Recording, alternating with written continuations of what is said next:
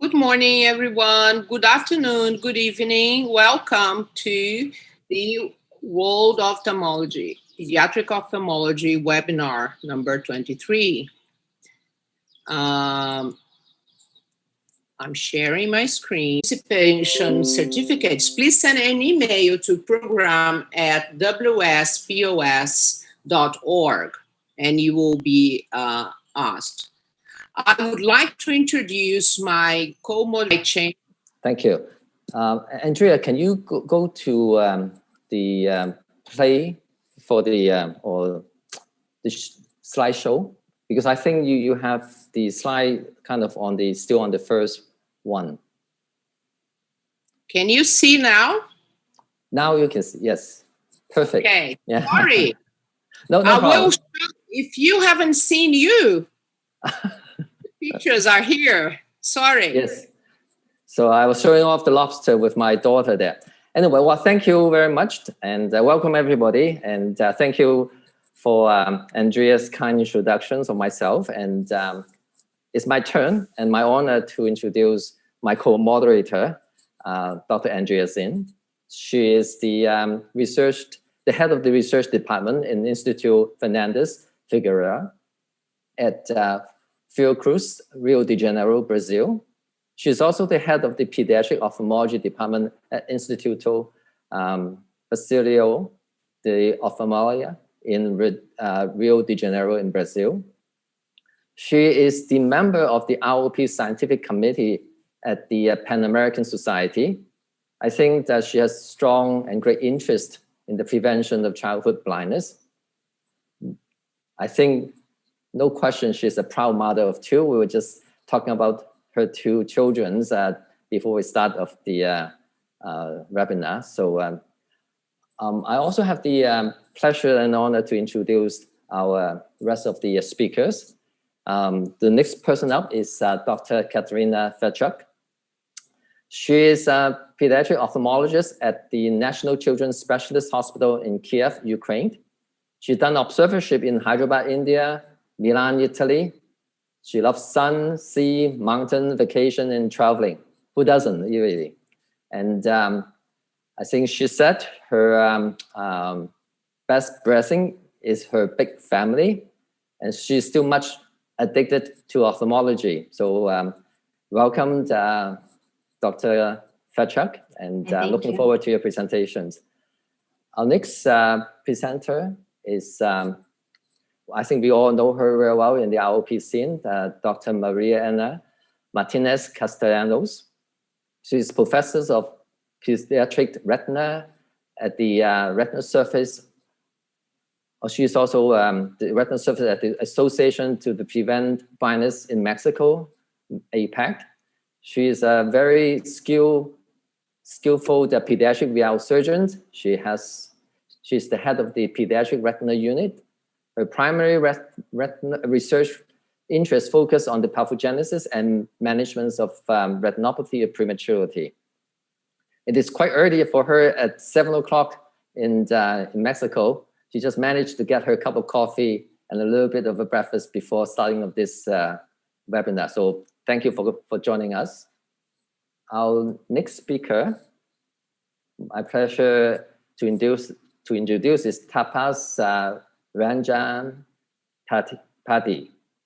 Dr. Padhi did his VL fellowship from Sankara Nathanlaya in Chennai.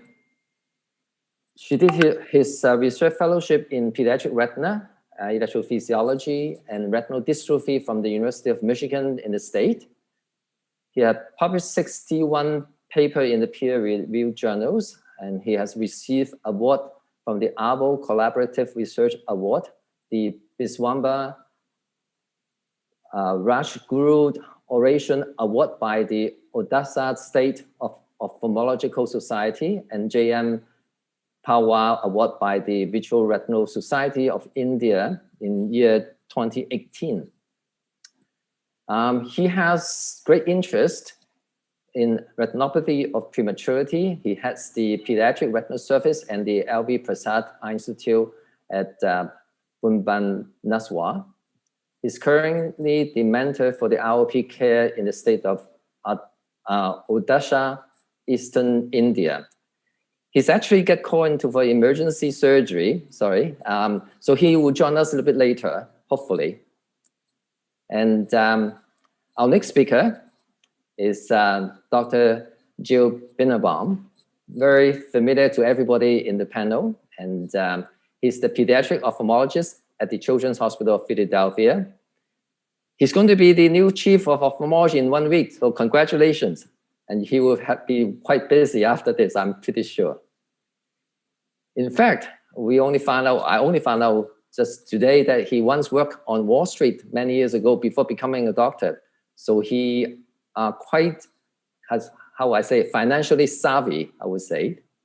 And he will be, I'm sure he will use this skill for his new chief position at the Children's Hospital of Philadelphia. He's also a proud father of 4 children, including a new college graduate, a new high school graduate, and 2-year-old twins. So quite a gap between the children. So I think it's just a reflection of his love of children. And he's also very much a family person. You can see those photographs of his. So now, I think I will have the, yes. Bill can upload his presentation. Yeah. And while Bill upload the presentation, I would like to thank Novartis for supporting this webinar. They have no control of the content. And thank you very much.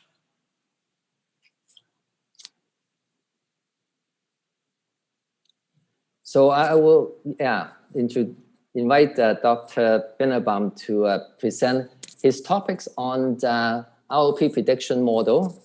Keep it simple, keep it practical. Good morning, everybody. Can you hear me okay? Loud and clear. Okay, good. So good morning.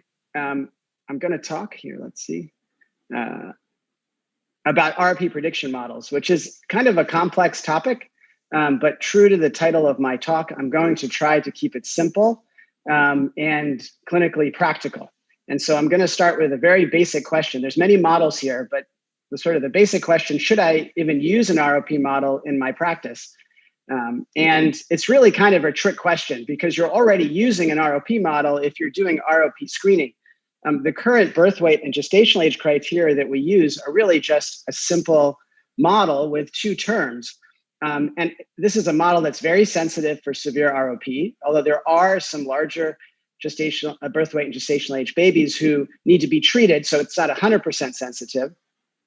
And it's not really very specific. Only half the babies we have examined develop ROP, maybe fewer. So there's room for improvement. And so the question isn't really, should I use an ROP model? It's really, which model should I use? Should I keep using the one that I'm using now, or should I use a new one?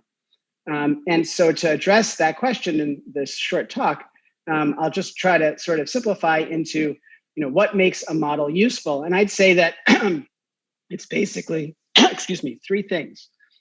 First, it has to perform better than what we're using now. It has to be simple and practical, and it needs to be reliable. And to think about if it's going to perform better, we have to talk about ROP risk factors. And so I'm going to try to summarize a very large body of research down to kind of a slide or 2. And I think the bottom line is pretty simple, actually. Birth weight and gestational age predict the vast majority of risk for ROP. The lower the birth weight, the lower the gestational age, the higher the risk. This is no surprise to anybody watching.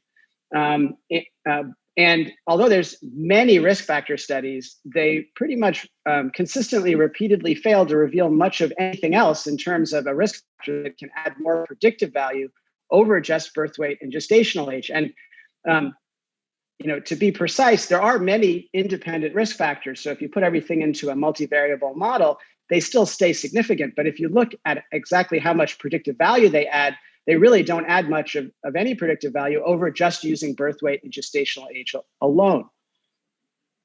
So it's actually a pretty simple picture when you're looking at risk factors. However, there are higher birth weight and gestational age babies that need to be treated. And so that makes us need to keep the birth weight and gestational age levels we use pretty high. And introducing slow weight gain helps us to capture those higher birth weight gestational age babies. Slow growth is a surrogate for low growth hormones in the body, which cause poor retinal vessel growth and then later lead to ROP. And many of those independent risk factors that I mentioned actually affect those growth hormone levels. And so if you include weight gain, you kind of capture those risk factors as well. And including weight gain in the model, along with birth weight and gestational age, allows you to capture those higher ones. So it ends up being more sensitive, and it allows us to lower the birth weight and gestational age levels so we can examine many fewer babies. One note about oxygen, weight gain model or using weight gain doesn't predict those higher gestational age babies if you're practicing in an area where excessive oxygen use is really driving ROP in those bigger babies. It's important to think about that before using one of these models. And more generally, of course, oxygen is important in the development of ROP. And so we might think to ourselves, well, maybe we can use that as a criterion for a model like this. But really, it's actually quite hard to develop a simple measure that you can use to predict ROP risk, a simple measure of oxygen, that is, because there's many different parameters to consider. And so I think oxygen is really more helpful on a sort of higher level scale, thinking about what target ranges you want to set in the NICUs, as opposed to trying to predict individual risk in a baby. So if adding slow weight gain to birth weight and gestational age makes the model more sensitive and more specific, and actually does perform better than just using birth weight or gestational age alone. Model also needs to be simple and practical. It needs to be simple because really, if it's too complicated, people won't use it. It's too difficult, it's too hard. And it's hard to trust a model that's very complicated and feel comfortable deciding who to examine if you don't understand what's going on in the model. Another way to think about it is that the questions that we're asking and we're trying to use a model for really have relatively simple choices for us to pick from. So do we examine a baby or not? When do we examine a baby again? In 1 week or 2 weeks? You might examine a baby a little sooner if you're really concerned about something progressing quickly, or you might push out an exam if you think it's a low risk baby, although I've been burned once on a baby that I thought was very low risk and I saw in 3 weeks and needed treatment urgently. So I kind of stick to 1 week or 2 weeks. So these are pretty sort of simple choices. And so as a result, the kind of assessment of risk that we need on a practical basis is really just high risk or low risk, or at risk or not at risk. It's kind of a dichotomized type measure. And we don't really need to know the absolute risk or to be able to do our practice. Whether it's 5% risk or 30% risk doesn't really matter. We're going to still examine that baby. So we don't really need an equation to calculate a precise measure of risk. Why complicate things is my thought. So if you look at all these different models, there's really just a couple of them that aren't based on an equation. Finally, a model needs to be reliable. And the way that a model is made reliable starts with its development, which needs to be in a very large study. And this is necessary to avoid overfitting of the model.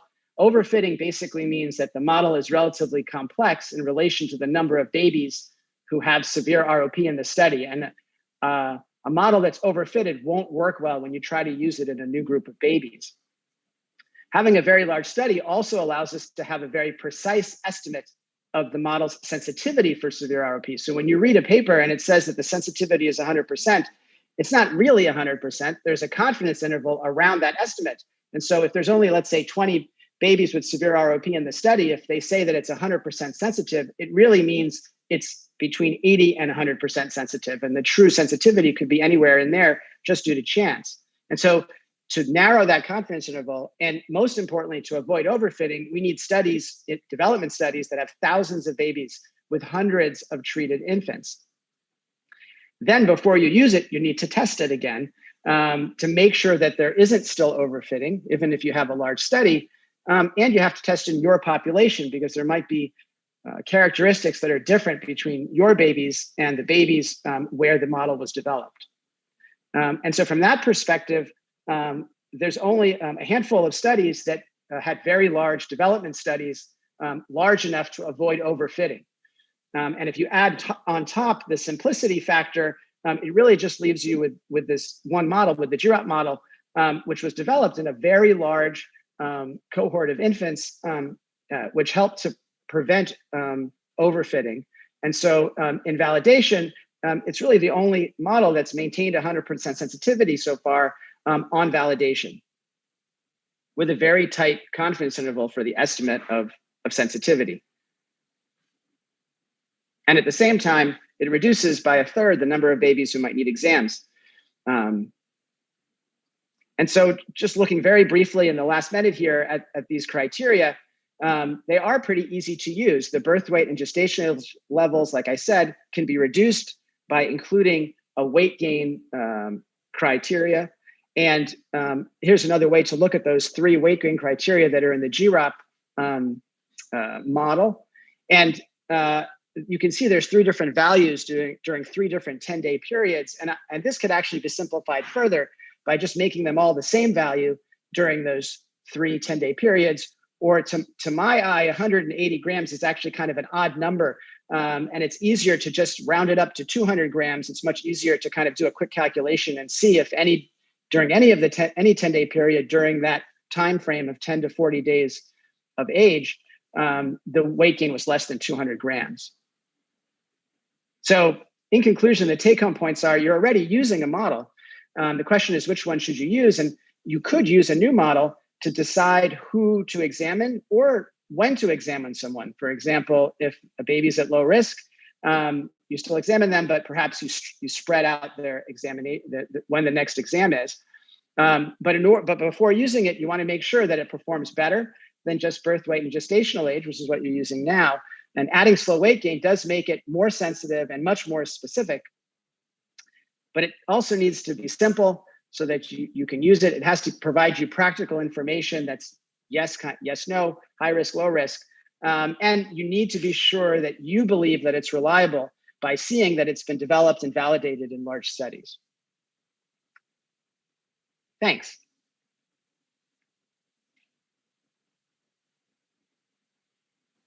Thank you, Gil, for this amazing presentation. It's really very important to use prediction models because we don't have enough human resources to screen babies everywhere in the world. So we need to decrease the amount of workload for ophthalmologists if possible. So I would like to remind audience the Menti numerical code 5505-7576. And I would like to take some minutes with the panelists to ask, do you use prediction models, Kateryna? Yes, we do. Actually, I'm going to talk about that in my speech just little shortly. And Gil's presentation was just perfect. I will support that. And you, Mariana, we know that in Latin America, we don't have, enough ophthalmologists. Do you use? We do use prediction models, and what is very important is to adapt the prediction model to the kind of population that you have. I'm going to talk in 2 slides very fast about the differences between developed countries and undeveloped countries, that we have certainly a difference. So we do have to adapt these models to our population. But it was a great talk, Jill, because it gives us order in our head to proceed in how we have to screen these babies. Thank you very much. Welcome, Tapas. Indian, good evening to all of you. Welcome. So do you have the opportunity to listen to Gil? Do you use prediction models? Yeah, I could listen halfway. So in India, actually, these prediction models are used in some places, but is not widely used. Personally, I don't use these models because I am not well aware of it. The only thing that I use is simply that every week the baby should gain weight by 100 gram roughly. When I see that the baby is not gaining weight by 100 gram, I raise an alert. Tell the pediatrician, tell everyone, tell the parents that this is the baby who is going to develop the ROP more often and more severe. Thank you very much. So I think Gil gave us a very, although it was a short talk, but a very good overview of practical prediction models, which are very important to use. And Mariana raised a very important point. We have to adapt it to our population. So I think those are the key messages. Wai-Ching? I can't hear you. Yes, now I'm unmute. Thank you. I think it looks like all the panelists actually use the predictive model for their work. So I'm going to ask Kateryna Fedchuk to share with us the practical tips and techniques for ROP examinations. So Kateryna, please. Can you see my screen? Yes. All right. So hello world, very honored to be in this beautiful company. And so we all know ROP is a severe disease, which in its terminal stages leads to blindness or impaired vision. And it's a disease that is globally spread and affects children in every part of our planet, but in different manner. So just to support beautiful Gail's talk, here are the screening criteria for Western world. ROP, beautiful, but where do we use it? In Ukraine, our protocol says less than 32 weeks, birth weight less than 1,500 grams, and children who received long-lasting, more than 30 days oxygen treatment or ventilator more than 5 days, regardless gestation age. And please note, ophthalmological screening of babies with GA 22 to 37 weeks. Please, depending on where you work, let's say you've been trained in the USA or Germany or Japan, consider the level of neonatal care at your site, because you might miss something like this. Follow the protocol. Babies should be screened every 2 weeks if there are no pathological changes, and fundus picture corresponds to gestation age. And you decide 3, 7, or 10 days. If you see some pathological features, tortuosity, dilation, vascular retina, huge vascular retina, and constriction of the vessels, which might look okay, but it is the pre-sign of ischemia, and you might see something very bad very soon there. So you have to screen these babies more often. And we all know this note about initial screening that has to be performed at the week 31 if the baby is less than 27 weeks GA born, and if it's older, week 4, but not everywhere in the world, because if you're in Ukraine, you might see something like this. You see this baby is 3 weeks old, and if he's doing fine, ROP regressed and he develops his vision. But if we screen him on week 4, probably we would have been late. So examination. Golden standard is indirect binocular ophthalmoscope. And I've seen many different ways of screening, like different kinds of direct techniques with loop or without. It doesn't work. You have to see stereo. You have to see the volume. You have to see how the ridge elevates and if the membrane is growing. Retinal cameras. There are a huge range of them, and there is a beautiful webinar on WSPOS YouTube channel about digital imaging, wide field imaging. About the examination, you may use speculum, but we have it in a different way. If it works for you, you may use Damar, a lid retractor. In this case, there is a slightly less pain for the baby, and we don't touch mucus, we don't touch conjunctiva. But please do the screening just the way you like it. I know that a crying baby is distracting and parents are nervous, and sometimes neonatologists say, please be faster. But you have to be sure you can come back again, or you take your time, because the price of a mistake is too high. Scleral depression. Myself, I do not use scleral depression for screening, but if you aren't sure, please use it. Be strong, be hard, and use the scleral depression. Watch out for pseudo demarcation, because you might see a ridge, but just try to move the depressor, and if the ridge is moving, so that's not a ridge. If you feel comfortable, you may try screening without scleral depression. Just turn the baby's head to the opposite side from you and lean yourself a bit so you see well behind the iris.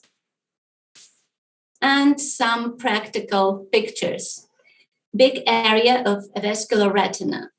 This fundus looks like a little plus, but no reach, not actually AP, ROP. Actually, there is this pseudo demarcation on left eye because of the depressor. But watch out, because there is a real true plus here. You see, especially left eye, the veins are so dilated and the arteries are tortuous. And this baby might need treatment very soon. So please screen such babies in 3 days. Asymmetric findings. You might be very fast. You just screen the right eye and you see it's just gray, just stage 2 there. But look on the left eye. Here, just a ridge, and here a nice proliferation that already starts to provide traction for the retina. Nasal segment. Here, okay, plus type 1, it looks like type 1, but you might say that it's not very urgent, but look nasally. It's very atypical to see the debut of proliferation nasally, but you might find it. And actually you see that plus doesn't differ much on temporal and nasal arcades. Please provide 360 degrees examination if you aren't sure. You, while you do the examination, you gain experience and you just get this sixth feeling, this sense that there is something going on the periphery, even if you don't see it. So you look farther. But this baby looks urgent, but it's too late because he already started developing the detachment on the right eye. So please be sure that you are sure that 300 degrees periphery is fine and it can wait. You don't have to hurry with the treatment.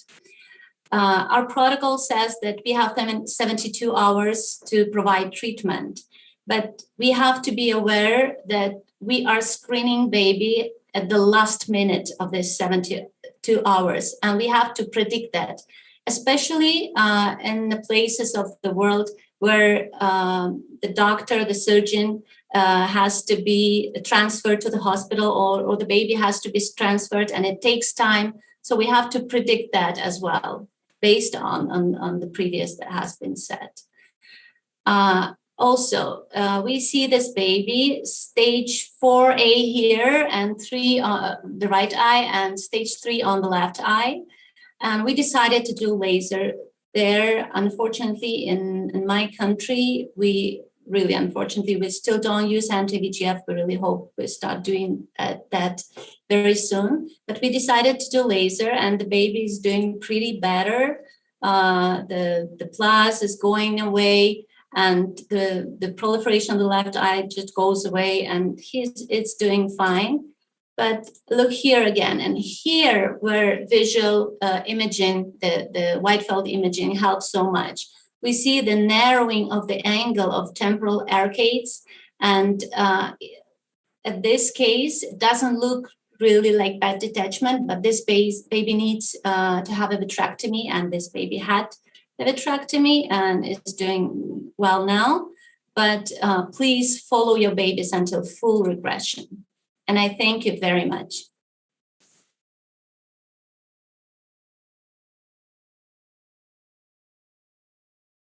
Sorry.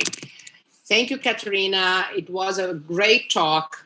I would just like to tell you guys, before we go to the discussion, that we have a huge audience, people watching from all over the world: Cambodia, Brazil, Sweden, Chile, UK, USA, France, Nigeria, South Africa, Hong Kong, Australia, Ukraine, Argentina, Bangladesh, Singapore, Malaysia, and Indonesia and Ghana. So we have a huge responsibility here to talk to our colleagues from all over the world. So don't forget the Menti numerical code to send your questions at 55057576.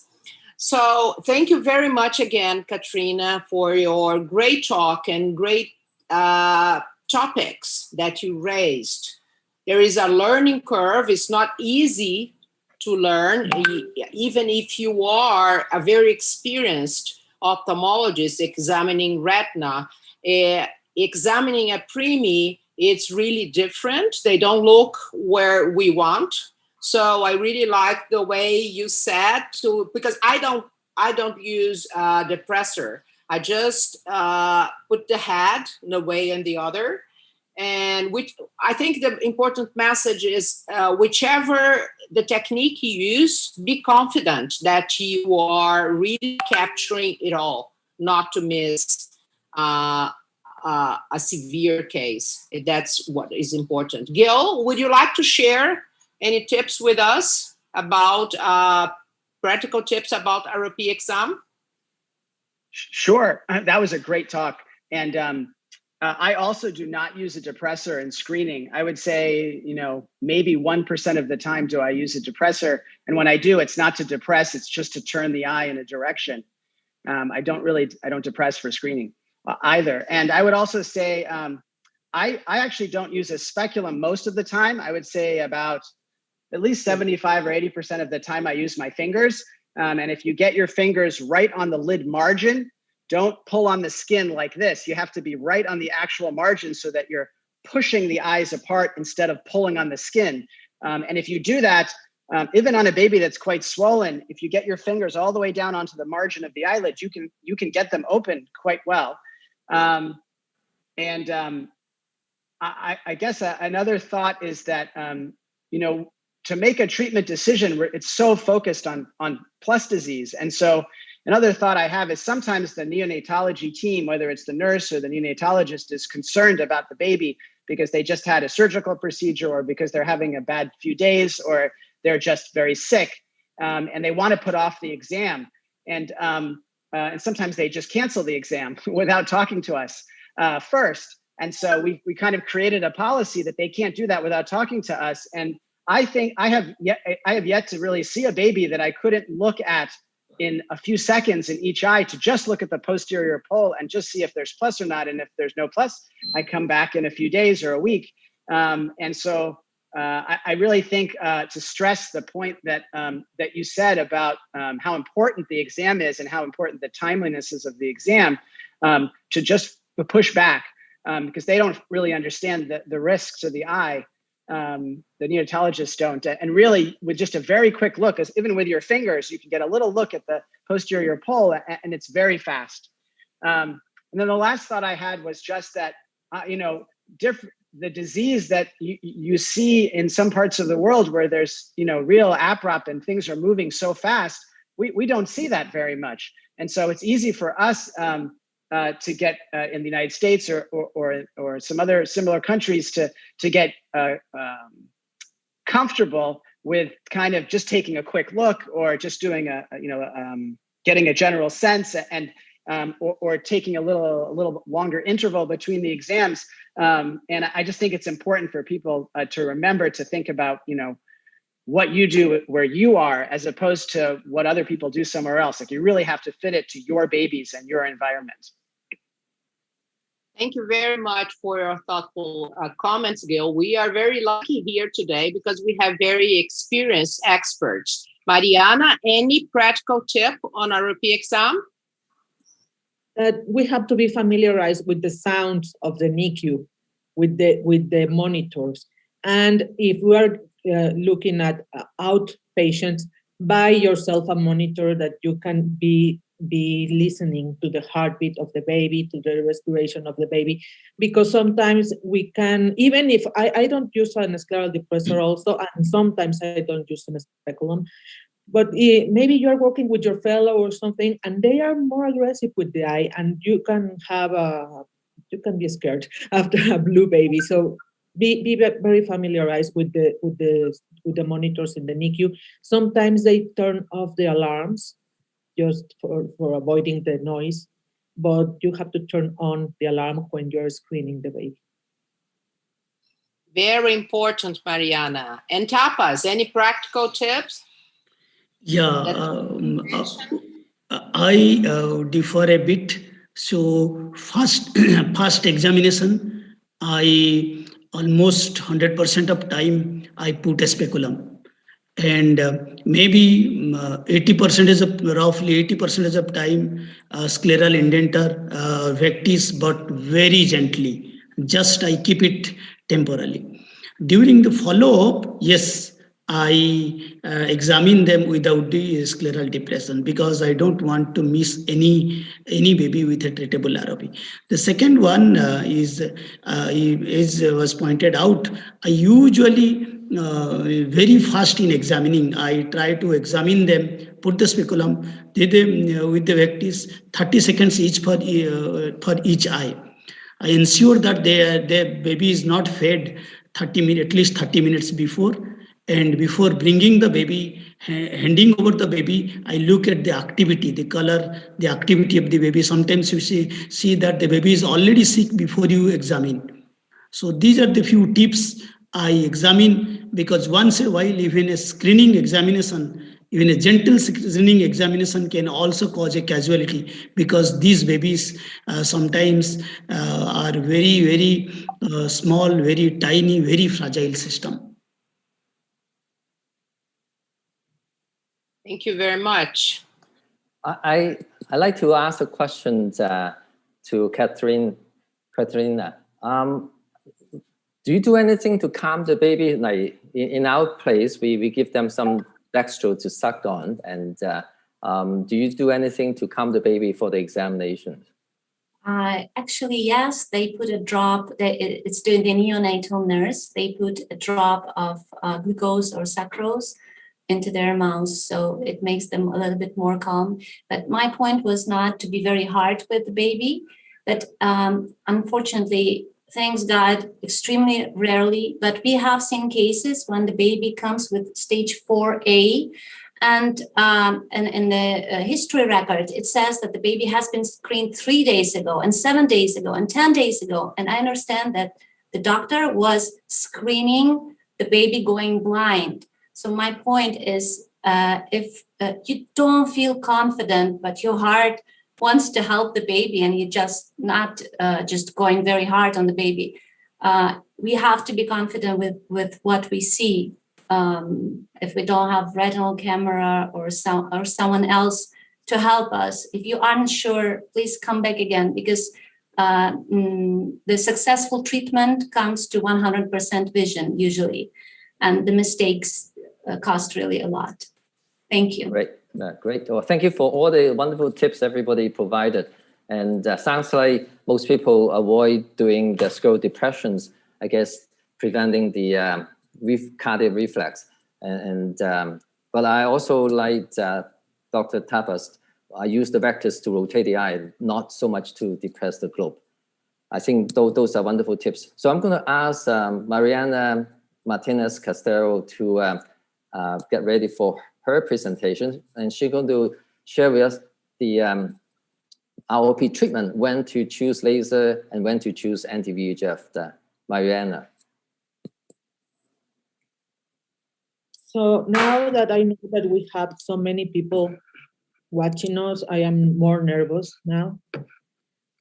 And I'm going to talk about the question.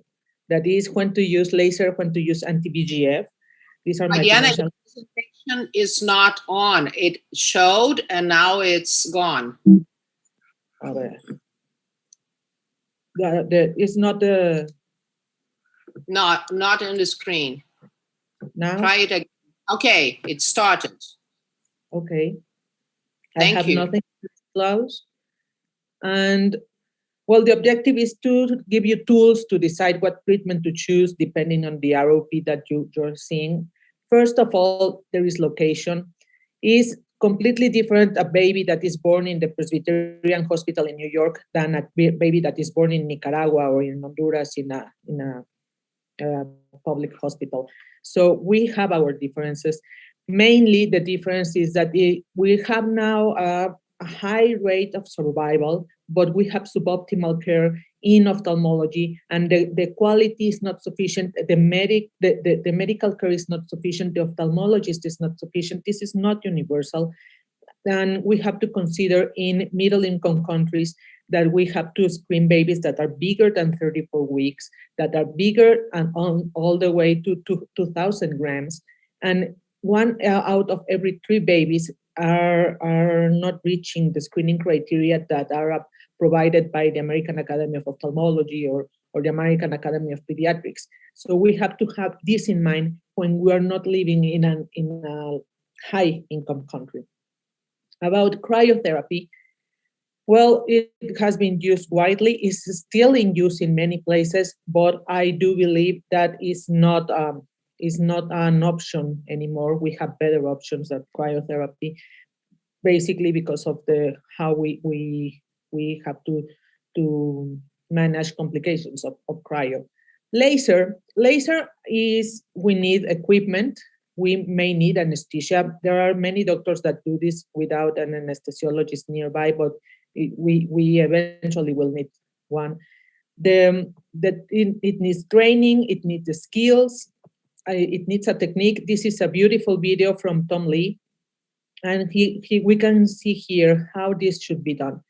Very confluent laser marks in a very difficult eye to manage, that is a very small eye. So the laser treatment has a leading part in the involution of pathological new vessels, but it may restrain it may restrain the development of a retinal detachment. It avoids a retinal detachment. Both we are destructing. There is a destructive part where we're burning retina that may develop if we use another treatment. It's not easy to give a good laser. Here is 2 examples. One is too little laser, and then is a too much laser. It's not easy. You really need to have a very good training. And even though laser is an excellent therapy for ROP, we still have more complications after the treatment than with, for example, anti-angiogenics. But in a very good, timely, if we do it timely, we can have a very good outcome. What happens with anti-VEGF? Well, it's the technique is a little bit easier regarding the training that you need. What we don't know if the exact dose. We use a very small dose in the babies. We don't know what's the best anti-angiogenic. We have studies in the 3 of them in bevacizumab, ranibizumab, aflibercept. We have the BIDROC that is with bevacizumab. We have the rainbow with ranibizumab. Both are very valuable studies, and we have some studies with aflibercept. All of them have regression, and all of them have similar rates of success. With the anti-VEGF, in few hours, we are going to see how the pathological vessels disappear, and in a few days, we are going to see how the vessels start growing towards the periphery. So the retina that was going to be burned with the laser, here we can see how it goes all the way to the periphery. There is an example here in a 5-year follow-up, how it was before treatment, then 3 weeks after treatment, how it is after fibrosis area in the demarcation line and the vessels that are starting to grow to the periphery, how the macula is changing in the shape and in the order of the layers. Then we see three months later, the vessels are growing towards periphery, and 5 years later, we have these atrophic areas where the demarcation line used to be, and how the vessels grew to, and the macula is formed now. The persistent avascular retina is an issue. This is 4 months after treatment in a zone 1 ROP, but this is a boy with 15 years old that was never treated.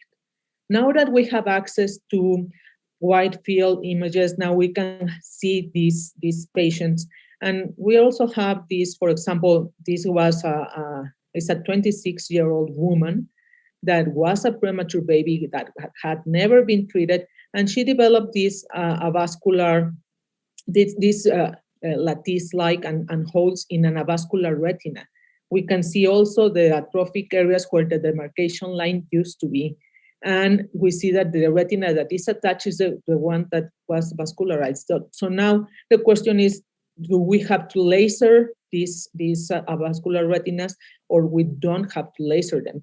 And it's very important to make a differentiation between avascular retina and ischemic retina. It's not the same. Maybe it did not develop the big vessels, but the choroid is providing enough food and oxygen to that retina that is not fully developed.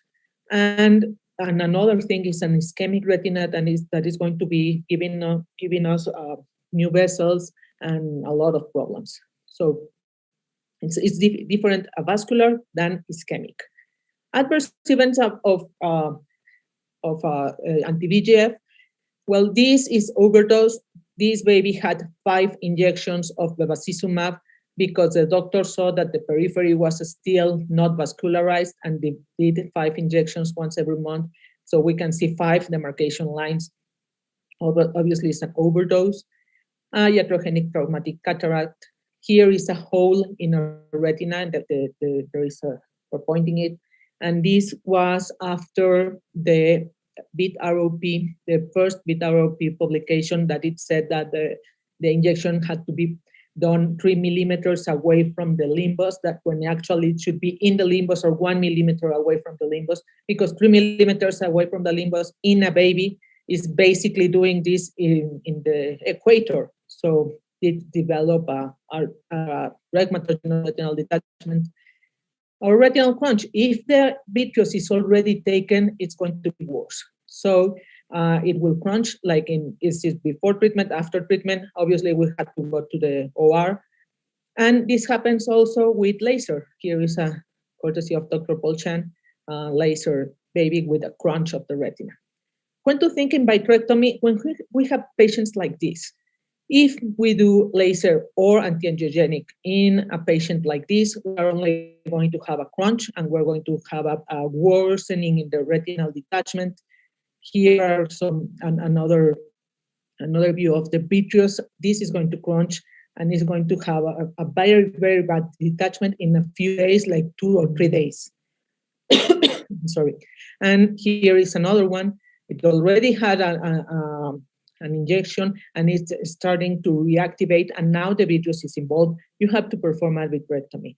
Here is the results after vitrectomy. Here is before treatment and after treatment. We have the scar where the demarcation line used to be, but how the retina is very nicely growing towards periphery. The vitrectomy in a stage 4B, for example, we're not planning to remove this fold in the retina. We're just trying to avoid that the whole retina is detached. Oxygen-induced retinopathy in our countries, in middle-income countries, we see this. In the left, we have an ROP. In the right, we have oxygen-induced. In this baby with oxygen-induced, what we did is that what we're doing with these babies is that we're providing oxygen that we measure 24 hours. 7 days a week between 90 and 95% of oxygen, and then the retina starts to vascularize again without giving or anti-angiogenics or laser. It's just screening the oxygen all the time. And then this is like 4 months after we started to screen this baby. This is another example. This is just a 2-week difference between the first and the second picture. So oxygen-induced retinopathy is treated with oxygen. In conclusion, intravitreal injection of ranibizumab, bevacizumab is a treatment option. It has less complications than laser. Laser is a very good option in treatment. It's a very good option in treatment, but it may have some more complications, and it's difficult to train people, especially in places where we have too many hospitals. It's difficult to train people to do a very good laser. So maybe it's safer to train people to do anti-angiogenics. Some babies may require surgery, and we have to take this in mind, and you have to have a retina surgeon that is a very good friend of yours, so he can perform the surgeries for you. And oxygen-induced is treated with oxygen. And thank you very much, and ready for questions. Thank you very much, Mariana. It's a wonderful talk, great images. But before we talk about treatment, I would like to announce that we have people from Philippines, Belgium, Vietnam, Serbia, Colombia, Guatemala, and Mexico. More responsibility, Mariana. I know. And I would like to remind you the Menti numerical code is 55057576.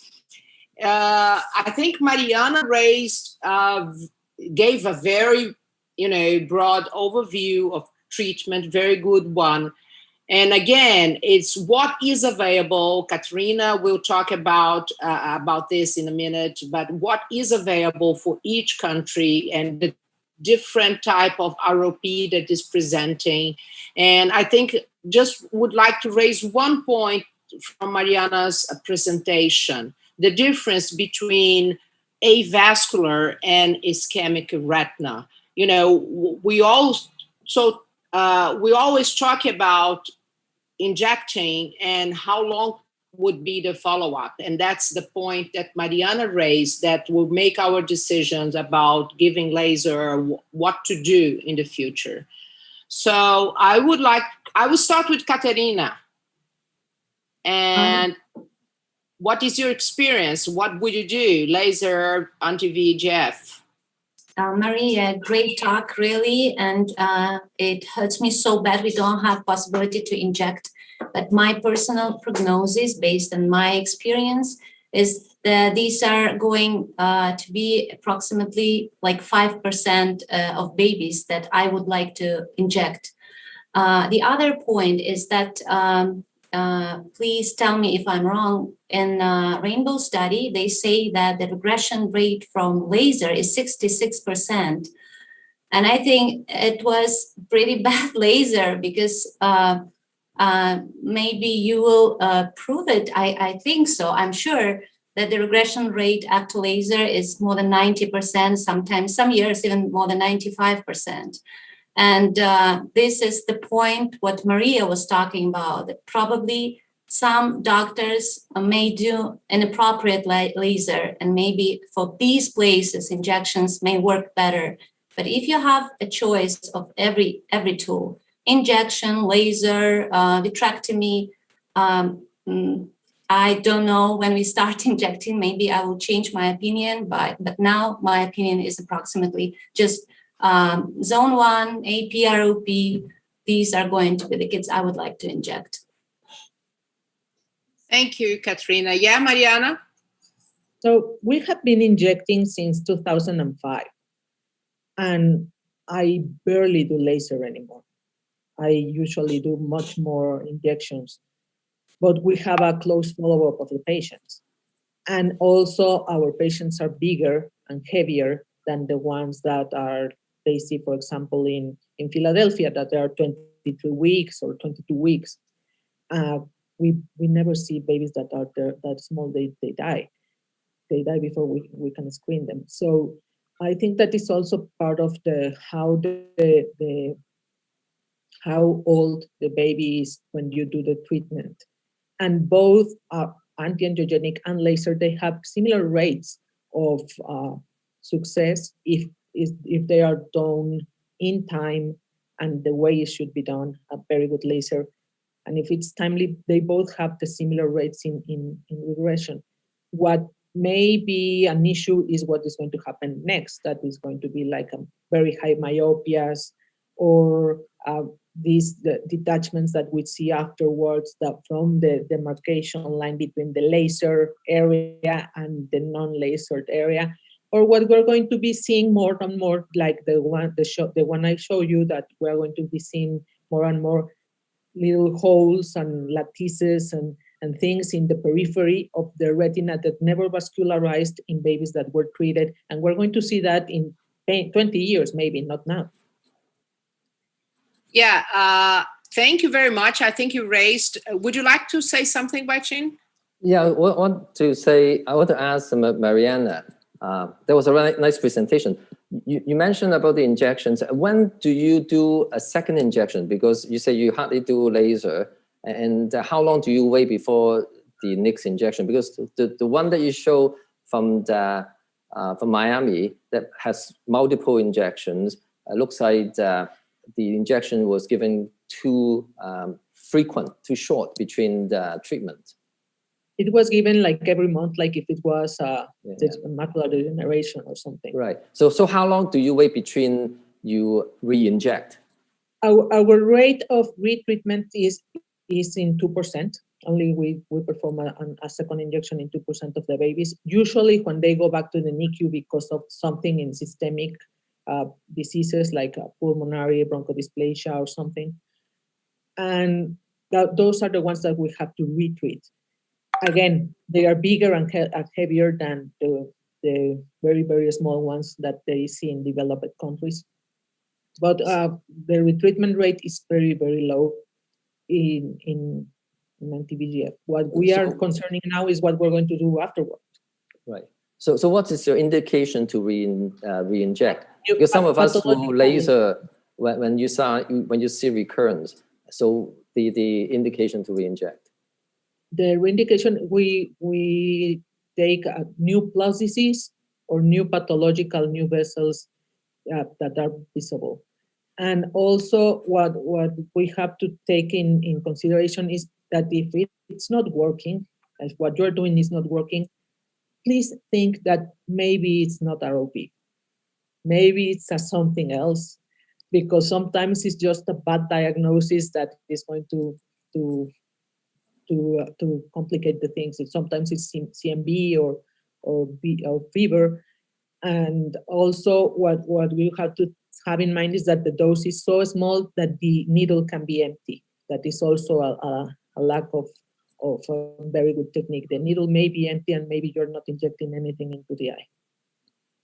So I would like to ask Mariana, because this is a very hot topic, and we have to share real world solutions and how to differentiate avascular from ischemic clinically.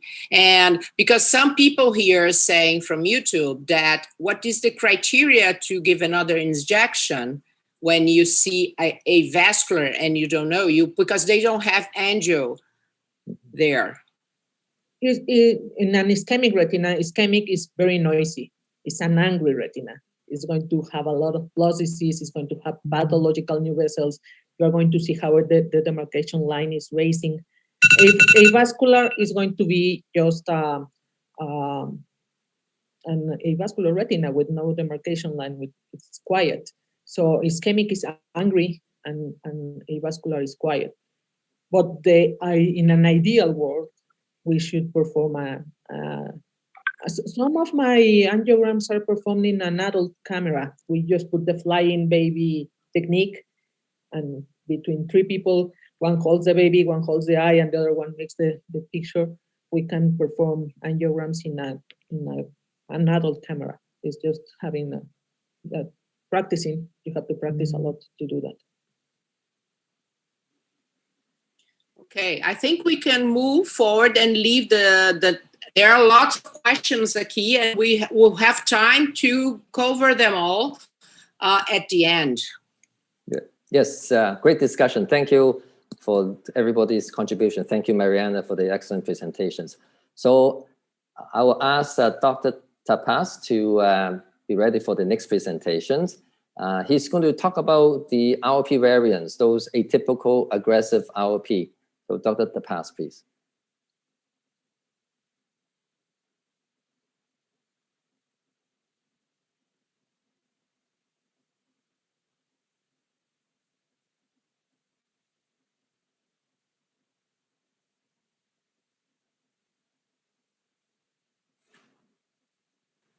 Greetings. Are my slides visible and am I loud enough?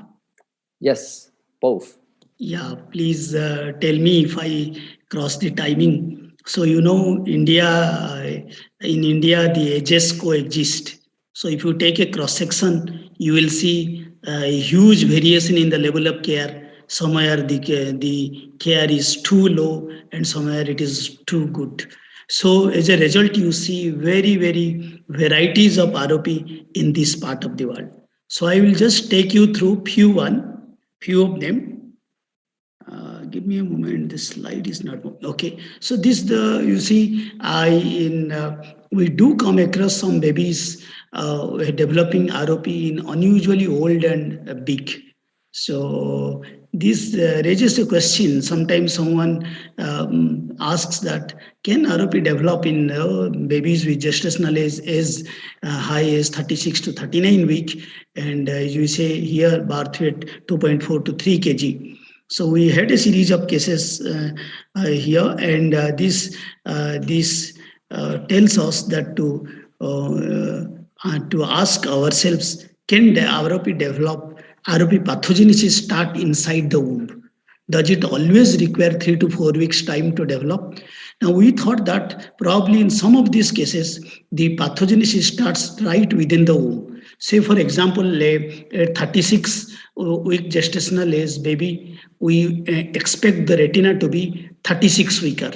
But probably because of some maternal factors, antenatal factors, the retina acts like a 30 weeker retina. So even if you have the baby is 36 week gestational age, but the retina behaves like a 30 weeks. Now the question, usually the ROP tends to be milder variant, but sometimes you do see aggressive posterior retinopathy of prematurity as in one of them here. Now the important, this is the reason why we undertook a universal newborn eye screening to see that how frequently do we see retinopathy, ROP-like retinopathy in these babies. Of course, we were cautious to rule out the mimickers like FEVR and other retinopathies. And interestingly, we had 2 babies out of 1100 where we did see these ridge-like ROP, which spontaneously regressed with time. Sometimes we do see APROP in bigger and older babies like the one shown here. Usually they are in the zone 2 posterior kind and they respond well to laser. This is a case that we see in 2 scenarios where either in very good care, very extremely premature infant, or bigger babies but from a low level of oxygen handling. Here is a baby who was born at 25 weeks, birth weight 650 grams, from multiple pregnancy. The first screening 28 weeks. The baby had zone 1 immature retina, respiratory distress, apnea, multiple systemic factors. The blood vessels were just few loops around the optic disc. So we raised alert. As per our protocol, we screen these babies at 20 days of life. We don't wait for 31 to 32 weeks. We just screen them in 2 to 3 weeks time. So as we can see here, there are a few loops of blood vessels and tortuous around the optic disc. One of the important criteria of anti-VEGF in our setup is babies, those babies who are too sick to touch. So this happened in this case, the disease was posterior and baby was very sick. So we had to inject and we gave 0.5 milligram of intravitreal avastin and the vascularization slowly progressed. But it again came back, as we can see here, at 37 weeks with tortuosity and hemorrhage. We had to, again, the baby was still sick, had a recurrent episode of pneumonia. So we had to give, couldn't do laser. So we gave injection. Then again, this disease started regressing, but came back at around 44 weeks with no features of threshold ROP, but the baby was under our regular follow-up. We lasered, and within 4 week post laser, the disease regressed. So we realized that zone half APROP, or those ROP which are very posterior, early screening on day 20 of life is crucial. Early recognition and differentiating them from classical ROP is important. Combination therapy works well. Anti-VEGF followed by wait till the blood vessels cross the zone 1 posterior, at least. The moment they reach zone 1 anterior, I usually laser them. Systemic correction is very important. Parental motivation for regular follow-up is crucial. Sometimes we do see pictures like this with APROP feature and mat-like proliferation like this, and we term them as hybrid ROP. And this was a baby with this profile and required treatment but sick, so we injected. And these babies, when we inject, it is scary. It can lead to detachment. But look what happened. After injection 2 weeks, the pre-retinal deposits, they just melted and vanished. And thereafter, the baby has been under follow-up until the last follow-up, say 57 weeks. There was no return of the disease. Another case with similar features, but we can see that extensive pre-retinal yellow deposits right from the avascular junction up to the disc margin, like popcorns. Then baby was sick and baby was injected intravitreal bevacizumab, and in 2 weeks we can see that they just melted like cheese in a frying pan, and there was no recurrence thereafter. The last scenario is a bleb-like ROP that we still don't know what is the pathogenesis. As we can see here, this is a 28-weeker baby, 1135 gram from a civil ICU with poor oxygen handling. What we could see is two like cysticercosis bleb at the posterior pole with blood vessels hardly visible, around just optic disc. Then, so we didn't know what to do, and poor mydriasis, so we had to inject, laser, and operate. So this is what is the course of events: injection, laser, and lens pairing vitrectomy. And finally, as we can see here, though the left eye did well, the things opened up and with the disc and the macula looking good, the right eye, there was residual tissue and had ambulatory vision. So this is the publication that we have had bleb-like posterior combined retinal detachment in severe retinopathy of prematurity, clinical characteristics.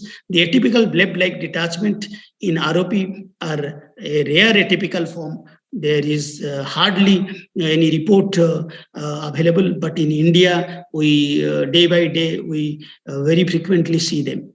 Now, there's few more examples, like we can see, this is a oblong-shaped bleb, and again, the other eye, then another one where there is a bleb like this. This is the bleb. I don't know whether it is clearly visible or not. Here is the bleb, and there is no trace of blood vessels, only few hemorrhages here.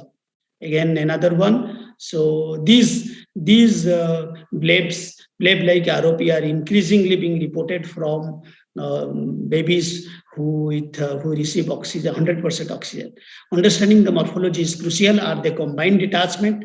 Definitely no. Combined because not rhegmatogenous and traction both, but exudative and tractional is a possibility. Probably the oxygen-induced damage to these blood vessels is associated with excessive exudation, and the management is challenging, and the combination therapy gives the best result. So I stay here. Thank you all for the opportunity, and would love to take any question. Thank you very much, Tapas. Thank you. Yes. I would like to remind you the Menti numerical code 55057576. And Tapas gave us also a wonderful talk and a very broad overview of this atypical cases and aggressive ROP that we see in our countries. And even, it's not only in the country, but even in the same city, depending on the level of neonatal care, you will see different pictures. So we have so many questions, and I would like to take this opportunity to answer some of them. So let me see here. Retreat we already covered. Okay, Dr. Martinez, I think you raised lots of doubts in our audience.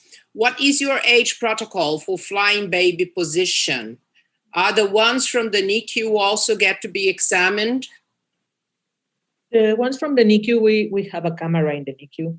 I work in the NICUs and we have cameras there, and we have one portable that we send the screener to the baby.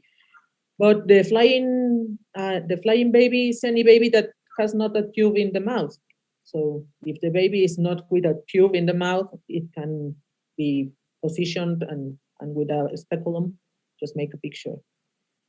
We do a lot of oral angiograms. We give milk with the fluorescein instead of putting a needle into the vein, and it works. We just need one good picture to realize how that retina is going. And Gil, do you use? Sorry, you've been silent and quiet, but I know you have a lot of experience. And do you treat with anti-VEGF, and how you do it? What is your first choice? We do use anti-VEGF. Can you hear me? Yeah. Yeah. So we do use it, you know, we don't see a lot of the things that were just shown. Thank God. So again, you know, considering our population of babies, you know, one sort of simple approach that we've kind of developed and that we recently published was, you know, was to just look at the PMA at treatment. So, and in some ways it's easier than looking at zone. Of course, it depends where you are. So, you know, if you have a 33-weeker who needs to be treated, then this doesn't work. But, you know, but when you're talking about all babies that are in the 20s that are needing to be treated, then, you know, if you need to be treated before 36 weeks post-menstrual age, the disease is usually more posterior and usually more aggressive. If you're treating after that, you know, it's more, you know, mid-zone 2 type disease. And so when we looked at the GROP data, we saw that there was an advantage to using Avastin or anti-VEGF over laser before 36 weeks post-menstrual age, but there wasn't after. And so that cutoff for us is a really sort of easy decision point. And so if the baby's needs early treatment, we use Avastin, or we use anti-VEGF. It's mostly Avastin where we are, bevacizumab. And afterwards, we prefer to do laser. And I guess one comment I have is I agree with everything that was said, and I kind of conceptualize it because it helps me to think about it. You know, both of these treatments, laser and anti-VEGF, are actually anti-VEGF. You know, right? So laser destroys the source of the VEGF, which is the retina, and anti-VEGF treatment, or you know, they bind up the VEGF that's in the vitreous. So as a result, you know, the anti-VEGF injection works much faster. It works immediately, whereas the laser takes at least a week or more to start to see an effect because all the VEGF is still there and it's still working, and you've destroyed the source. So there's just no replenishing of VEGF over time, and so you see the ROP go away later. So so conceptually, the big advantage to using anti-VEGF is that it works really quickly. And so that's one reason I think that it helps with the more aggressive and earlier disease. And that's also why, but at the same time, it doesn't destroy the source of the VEGF. So that's why I think you have a higher risk of reactivation later after an anti-VEGF injection, because if you've destroyed the hypoxic retina with an adequate laser, that point was made by a couple people, then the chance of reactivation is much lower. Thank you very much. Or almost non-existent, really, yeah. You gave a very interesting approach, taking into account corrected gestational age. I would like to ask Tapas, because I know we treat differently, we use different techniques, and I would like to hear from Tapas having different presentations. How would you approach anti-VEGF laser on? So, and then I'll be yeah, yes. So given the circumstances favorable, my first choice and the best choice is laser, no doubt. I want to do the laser and finish up the job and be happy forever. but there are situations where I use Avastin, and the day by day I am becoming more an injector than a person who does laser. The reasons, number one, the babies referred to us are from very peripheral districts where they are not well worked up. They are very sick. I know that if I and in an ophthalmic setup, we don't have a neonatal backup. If I lose one baby, then gone. Like they will stop referring the babies, and one life is gone is like you can't no way compensate for that. So what I do this, whenever I see this baby is very sick, I inject them, and in another 1 month time, I laser them off. The second indication I use is where I use anti-VEGF for those very posterior ROP, especially we call them as zone half, zone 1/4, where the blood vessels are very posterior. Then the laser, doing a safe laser is difficult, or NVI, gross NVI, non-dilating people. So there I give injection and then wait for the blood vessels to come up to the zone 1 or zone 2, then I finish up the laser. But during the follow-up, it's not like rule of thumb. During the follow-up, if I see that baby is doing well and doing with no sign of return, the baby's weight gain is good, mother is healthy, feeding the baby well, and the baby has no neonatal issue or lung issue, then I observe them and would love to get a virgin retina, then destroy the entire retina. So that way, day by day, I am becoming an injector, and after injection, the majority of cases I give laser. It's not like every case I do laser. Depending upon the disease activity and return of the disease, I decide whether to do laser or not. The one more thing I would like to say, we do lots of screening in the peripheral NICUs. And the babies that we inject, they are very sick. The fact that they are sick, they can't be transferred to the ophthalmic OT setup. So we give most of our injections at the bedside. But taken all the universal protocol for injection, sterility, sepsis, and I find till now, luckily, I have not come across any casualties because of bedside bilateral injection. Thank you very much. I think we had a very good perspective from global perspective from ROP. This is a global disease with different presentations, and we have to have, there is no right solution. We have to look at where we are and what is available for us. And I think Kateryna will become an injector in the future. When we meet, she will share her experience as well. So more countries here coming: Bulgaria, Thailand, Egypt, Libya, Kenya, Italy, France, Greece, and Portugal. My friend Eduardo Silva is listening us here too. He sent hello. So we have lots of questions. I would like just to ask you very quickly, each one of you who inject, how long do you follow up post anti-VEGF patients? Gil. We just keep following them forever. Okay. But but we've sort of adopted the policy of lasering if there's significant persistent avascular retina around 50 weeks.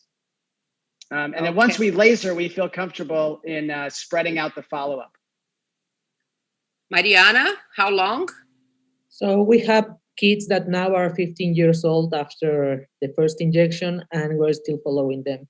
We follow them once a year with angiograms, and we stop screening after week 52 every 2 weeks or every 4 weeks. And then we start every 2 months, and then every 6 months, and then once a year. But we're following them forever. Sorry, Tapas, how long do you follow them up? As was said rightly, indefinitely. But I usually, when I inject, I see them on day 1, day 7, 2 weeks, then 1 monthly up to 3 months. Then thereafter, I see them 2 monthly up to a year, then 6 monthly, thereafter 1 yearly. But don't allow them to miss a follow-up. Thank you. That's a very important message. So when we inject, we have to have a very long follow-up. I think I will pass to my colleague, Wai Chin. Well, thank you. I think we have excellent discussion from all the panelists. In fact, giving a global perspective, we cover the topics of prediction model, practical tip for examination, when to consider anti-VEGF versus laser, and some of the typical presentations. Well, I'd like to ask each of the panelists one final comment or take-home message from their presentations. And I'll start with Gil in the order that they present. Like Dr. Binenbaum, like one comment to our audience, take-home messages. I guess I would say that, like in my title, just keep it simple. It's pretty basic. Either you examine or you don't, and either you come back in a week or 2 weeks. And so anything you use, you don't need to use something that's too fancy. Finding a nice, clear rule that works for you and your population is what is going to be helpful to you. Thank you. Kateryna. Well, my take-home message would be that it is so important to learn, keep on learning, gain experience, but use whichever model is comfortable for you, because all of us goal is to give the sight for the baby. And the point with the laser, you don't have to screen the baby so long. I mean, the often follow-up, sometimes you may let the baby go at the age of 3 months, but if it's comfortable for you and you can follow, or whatever technique of screening, whatever technique of treatment is comfortable for you, just learn, gain the experience, and do the good things for the baby. Excellent tips. Mariana. Well, our aim here is to prevent the retina to detach. Whatever technique you are comfortable to is the one that you should use. If you are very good doing laser, do laser. If you are not that skilled, it's better to do a monotherapy with anti-angiogenics. And do a vitrectomy timely is a clue. Don't be in negation. Don't be like, maybe if I do laser, this will... No, if you see that the retina is getting worse, go to vitrectomy. And the timely treatment is going to save a lot of eyes. Excellent comments, timely interventions. Dr. Tapas.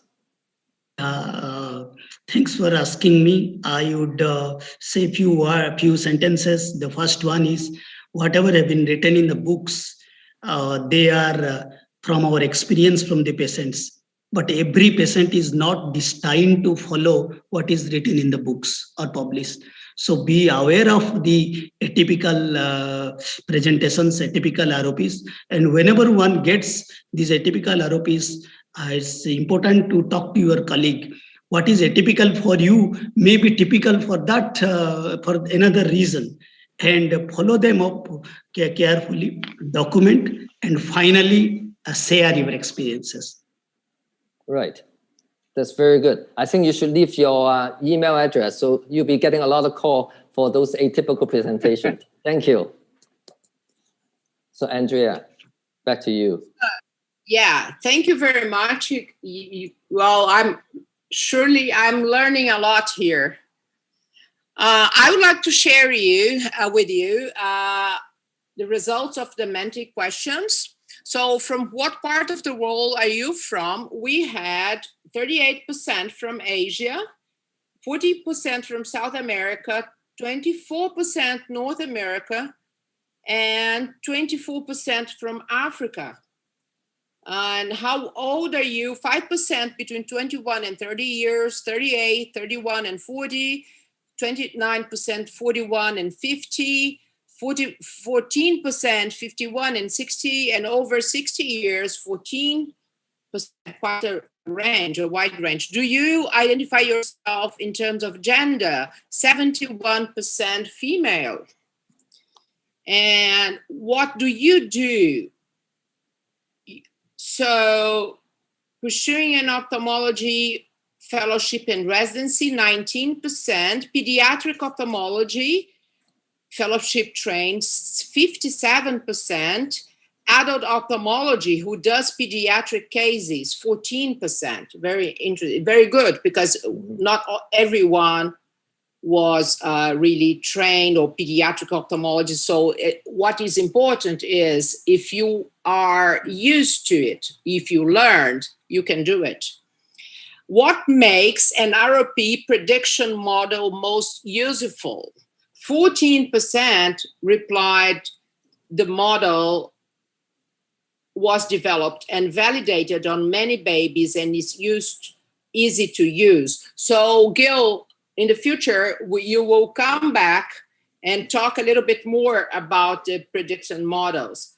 So what is the percentage of anti-VEGF injections in your general ROP treatment practice? Less than 10%, 75% replied, 10 to 50%, 10%, 50 to 80%, 10%, and 80 to 100%, 5%. So Mariana, you are in the 5% group. Let's see. What, according to you, was the best part of this webinar discussion? And I always say sharing experiences, giving, the audience feedback. That's how we learn. And I surely learned a lot. I think we are, finishing. We're at the end. I would like to thank you, all the panelists, all the time devoted to be here, to prepare your wonderful talks. I would like to thank my co-moderator, Wai Ching, to thank Novartis for the support of this webinar, to thank David Granite and Ken Nischel for the invitation and for the great opportunity to be here discussing ROP, because we are actually, what we have in common, we have passion for what we do. And, avoiding blindness in those babies, it's very important. So thank you very much. Thank you all, and see you soon. Thank you all. Thank you. Thank you. Great experience. Bye-bye. Bye-bye. Bye-bye. Thank you, Andrea. Thank you.